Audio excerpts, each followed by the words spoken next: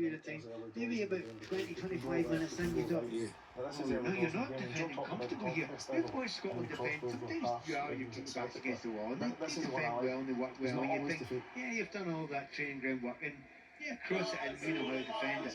Didn't look like that. It really didn't look like that. It would get it away, you know, film it, won't it? You know, and I think it's because of that inability to pass it out to the back. So you're defending, you're putting your body in the line, doing the big tackle, but you get the ball back, it's okay. Keep it, hold it, let's reset. Never did. Couldn't, because he wanted the ball and he just came back at you again. So that nervousness is something that starts with one or two. Nervousness might not be the right word. I think it's uncertainty. Uncertainty that, well, my mate's not doing his normal thing. So I stopped doing my normal thing. And it can creep through a team. And it seemed to creep through a team worryingly quickly. I have to say that at first half. And it never really went away. Yeah, Steve says, his post-match comments that the team defended really well. And I agree with him that they did defend really well. And they dug in. But before the game, were you expecting them?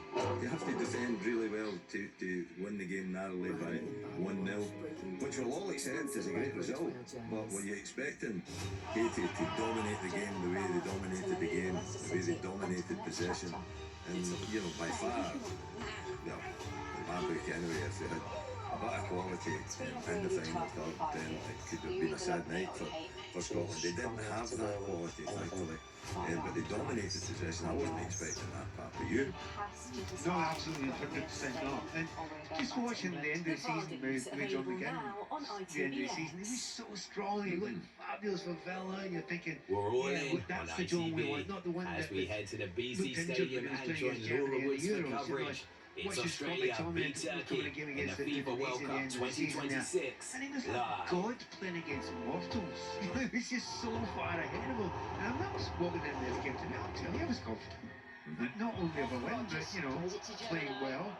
Maybe being the team that struts about the pitch a little bit. And I think for about 10 minutes we did. And then just went, they just completely and utterly went. And look, we can have bad days at the office, and Kenny's right to ask the question, why? Is it nervousness? Is it whatever?